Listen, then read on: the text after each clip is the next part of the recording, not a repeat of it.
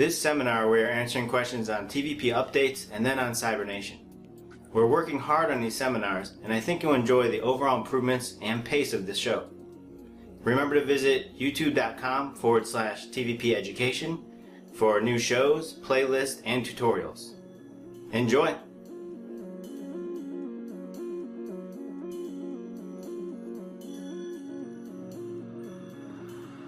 Can you give an update on the motion picture script? Well, I can say that the script is coming along very well. We have some very positive results lately. We have spent a long time trying to get a script writer who we felt we could work with and understood the direction well enough. And we finally have done that lately. And it is coming along very well. We're hoping to have the script finished within a couple months. And we also have a producer. So things are moving along. And as soon as the script is finished, then we're going to move very quickly on trying to raise some funds for it through this producer. So that's the update on the film, which we're very pleased with. And we're working very closely with this scriptwriter. The way we're working is very different than we did with other scriptwriters. So we're very comfortable that what's being put down all along the way is what we would like to see within the film. So they're working alongside with you, meaning that they're taking a lot of the ideas and concepts of the Venus Project and learning them, and then applying that into the script also. Yes, all of that. We've given them several books, and I wrote about 78 pages, and she was working through that. I wrote it in conjunction with Jacques and what he wanted to see, of course. And so she has taken that and has reorganized some of it and did a nice job with it, added more dialogue, which it needed to develop the characters. And we really bombarded her with a lot of books. She's been to the tour. Of course, we've met her. And she's just working very closely with us. And whenever something else comes up that we're adding to it and she doesn't have experience with it, we give her books, and she's loving reading about it and learning about it as well. Can you give an update on the test city or research center? Well, it would be started as a research center. It'll develop into the full-blown city and an education center. But this is always what we wanted to do with the first city. It's really difficult to give you very close updates on that because this is a very long-term project, but we are starting it. We are doing a business proposal, and the reason people know about it essentially is because we sent out a survey as to how people would want to participate in it, which we are using in the business proposal. But since we are doing this through volunteers, it takes longer than we anticipate all the time. But we are meeting new people who are in the field of grant writing, and we are trying to develop that. So we will see what happens. We're trying many different angles, and we will let you know when something definitely develops along that line. We are working on it, is what I can say now. But even to write the proposal takes a lot of time, a lot of development of the blueprints, the CAD drawings, and we're working on it, but it would help if we had funding in order to do that. So we're working toward that as well. How is the volunteer network evolving around the world? The new website that we're going to have up and running hopefully within a couple weeks. It's just about finished, and we're going to introduce it within a week to probably the POCs and certain people so they can look at it and see how it works for them and see if they have changes. Then we'll make those changes and we'll put it out. But within that website, we have a certain section of the type of people that we need, the type of professions that we need, and they will be able to submit resumes and talk to us about it to see if we can bring them on board. And all those different categories would be listed on the website. For the activists, hopefully we'll be working closely with them whenever they want our help. We have a special place on the website where everybody in the world can sign up, along with the POCs, the point of contacts. So I think we'll answer this question more so once we get the website up, because there'll be a lot more tools for the people who want to help and the volunteers, and there's a lot more specific information on the website. So let's hold the answer to this one more so for hopefully about a week or so. Okay. Generally, just so people aren't delayed, though, if you want to get involved, you can obviously visit venusproject.com and keep visiting over the next few weeks, and hopefully the new site will be there. But the old site is still there, and it works just fine, and it has plenty of information and many videos, many things to read, many things to educate yourself on. And then also, if you have a project in mind, you can develop the project as well as you can, be it a presentation, a long write-up, or a video, and email that to admin@thevenusproject.com for consideration to become an official project. But please do your research and have it really well thought out before you send that email, because there's a lot of emails coming in. Can you give any advice on how to introduce the Venus Project to people like family, close friends, etc.? In the same way you would do it at a church or a clubhouse that you belong to. If you belong to a certain club, bring up Introduction to the Venus Project and just talk about the overview, that it calls for equal distribution of the resources of the earth to all the world's people. And the benefits of the resource-based economy affects every nation, so they no longer act as single nations. They work as a uniform group to restructure the earth as best and as near as natural as possible.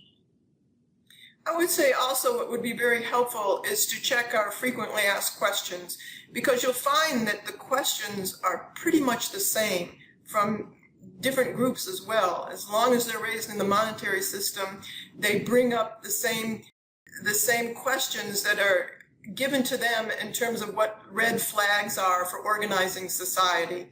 And they really have erroneous fears about what it is. So check out the questions and answers.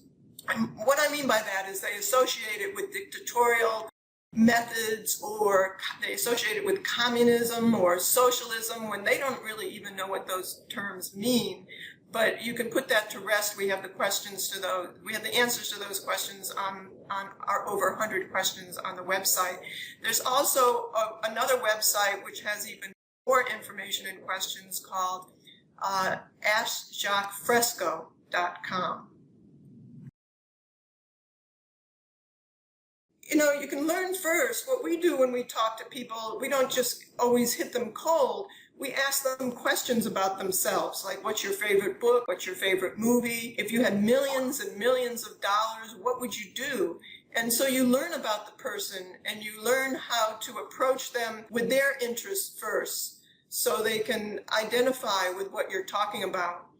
So those can be some tools for you as well. And Jacques has mentioned 1,000 times before is to not attack and go with, it doesn't matter what group you're talking to. Even what you might judge as the worst possible group on earth.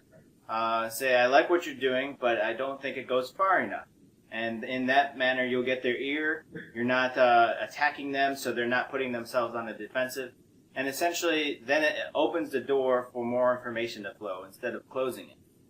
And I heard this very early on, maybe 4 years ago when I was first getting started in this.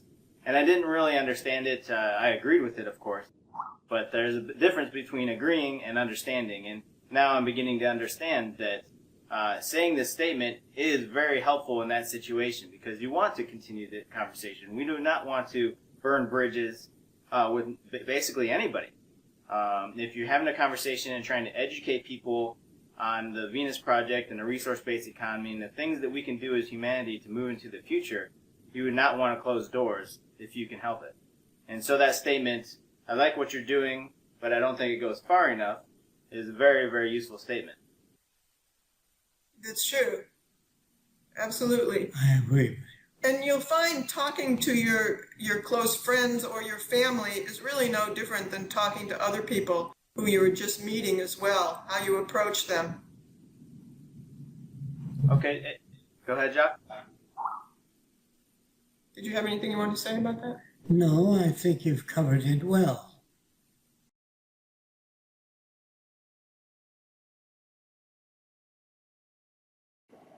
What role will robots have in the future? They will probably supplement dangerous or dirty jobs, or jobs that are repetitious, that don't require much thinking. All right, and so the role of robots will be to replace manual labor, the jobs that are dangerous to humans, monotonous to humans. In fact, a monotonous job throughout your entire life is a danger to a human, just as well as a physical danger. That would be considered a mental danger. It slows progression, it stops progression in many humans. What do you mean by a cybernated society? The application of machine technology with computers. When you join them together, that's cybernated. I gotcha. Okay, so basically a cybernated society would be humans and machines working in concert with each other to essentially manage the resources of Earth and distribute them correctly. Is that what you're talking about? It is the joining of computers with automation, working in conjunction with one another. Computers and automation is cybernation. Alrighty, and so we'll go on to the next one. That one sounds like a repeat, so the next question will be, on what degree will robotic systems replace humans? I think that is a repeat, right? To whatever extent it can. We will replace all repetitive jobs, all boring jobs, all monotonous jobs, all dangerous jobs. As I said before, that's essentially what automation will do. And that's happening today, even in highly sophisticated aspects of science and technology. Computers and automation are doing testing in labs and can do them a lot more quickly than humans can do them. Right, I understand that. All right, next question. How far into the future do you see the transition towards a cybernated society? It all depends on how much work people do and what new innovations come out so that we can promote better technology. At the end of all your lectures, at the end of your Saturday tours, you basically say the same thing, which is essentially, if you do nothing, nothing will happen. So the timeline as far as this happening, resource-based economy, the Venus Project moving further towards its aims and proposals, is based on the actions of the people that know about the Venus Project. And like you would say, are you passing it along? Are you talking to other people about this? Are you developing educational systems to really help advance human society? Based on the work of the people that know about this, not them waiting on it happening. I think you stated it well. That's essentially what it's about. This question in itself is more not an answer from you. It would be from an answer, is it within the person themselves? Yes, it's how much people do in order to make this a reality. When you say a cybernated society, if you're talking about a resource-based economy without the use of money, then you're absolutely right, the way you answered it. The next question asked is, when people hear the word robot, they envision mechanical humanoids or terminators. Can you describe how robotic systems of the future, how they will look? They will appear as other machines. They will not look human. Automated pilot will move the controls of the airplane. It's not a dummy sitting there moving controls. It's a system that moves what the man would have moved, but it doesn't look like a man. It's a machine that does that. That a machine looks and acts like a human, that's our own projections into the machine, right? And it actually, the human body, the human hand, might not be efficient enough for a machine to use. There are much more efficient ways for buttons to be pushed or not be physically pushed at all. They can be electronically pushed. There's no need for a finger in a machine. Gotcha. All right, and yeah, that whole myth of the Terminator thing is really just us projecting our fears into the future. I believe you're right there.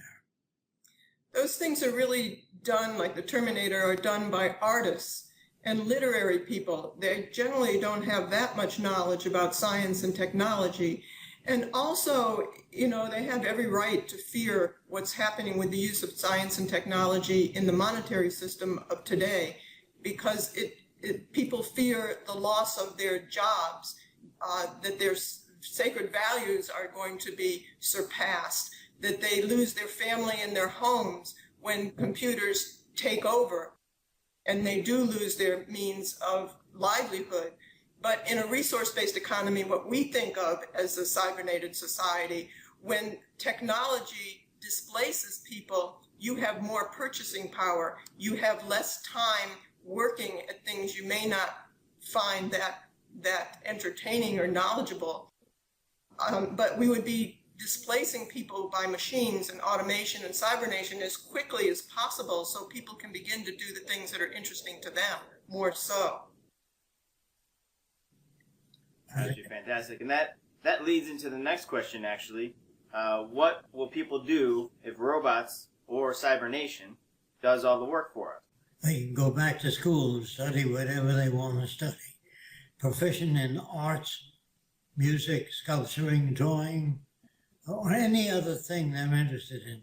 They can go back to the university and get additional degrees in whatever field they're interested in. A lot of people associate, if people don't work or people have less work to do, that they would do nothing and that all our problems would be solved. But that's not true. There are always additional things to overcome and surpass that we don't even work on today. And, you have to realize also that the values of the future would be very different than what the values that we struggle with today. We wouldn't even imagine what the needs are of the future. We think of it in terms of how we look at the world today. And that's not true. We'd be working on a lot of very different things. For the first time, we'd be able to deal with the problems that encompass everybody. And instead of putting our money towards industries to beat one another or towards militarism, we would put our cybernation and our technology toward things that would enhance people's lives. And that covers... Well stated. Well stated. That covers the whole utopian question, isn't this utopia, all this stuff. And it's not a utopia. There is no such thing as a utopia, as you guys say. And there's always going to be something that needs to be improved or upgraded or expanded towards or just generally improved overall. So there's no such thing as utopia. That's right. It's an erroneous concept. You don't reach a state and stop. Like you'd have no other problems to overcome or nothing that you'd want to make better or not design new types of materials to make things more efficient. You would always be working on things if you were healthy, if your education was appropriate to the needs of society. Most people think of automation in a very different way. They think that robots will look like people that clean their houses. They will not. In other words, if they did, automobiles would have a dummy horse in front of it that was mechanical, pulling the automobile. You don't need a model horse. All you need is the power to turn the wheels of the car. That's a very good example. Do you see any inherent danger in artificial intelligence? I don't see any danger there. I see only incompetence. If man doesn't understand the computers he designs, it won't work. It will work if the computers are designed to move the controls of cars or turn out mass production, but there's nothing like a human being operating switches, turning things on and off. All that's imaginative and untrue. Do you think robotics will take over? No, I do not, because they have no feelings. Machines today do not have feelings. If you destroy a computer in front of other computers, they don't get mad at you. They don't say, we'll get you. If it isn't this week or next week, we'll get you. They don't have those feelings. In fact, they don't have any feelings. If you use your computer Saturday, Sunday, Monday, it'll never say or think, hey, give me a day off, will you? I'm wearing myself out for you. They don't care. Machines can be operated night and day. They don't have to go to the washroom. They don't smoke cigarettes. They don't demand a day off. They don't have sick leave. They just do the work that we want them to do. And that's all you want of computers, to do the work you want them to do. You don't want them to look like human beings or envy you or criticize you. If they have any criticism, it's in the production method that you assign them, which they can talk about. You know, they don't have, as Jacques mentions, they don't have a gut reaction. They're not made of flesh and blood. So they don't have feelings of pride or envy or that they want to take over your position. They don't have those things. They don't have revenge. Those are all human traits that people are putting into technology. And remember this, that not only do computers want to be left alone, if they're programmed correctly, they'll follow that program. If your program is false, they'll make false movements.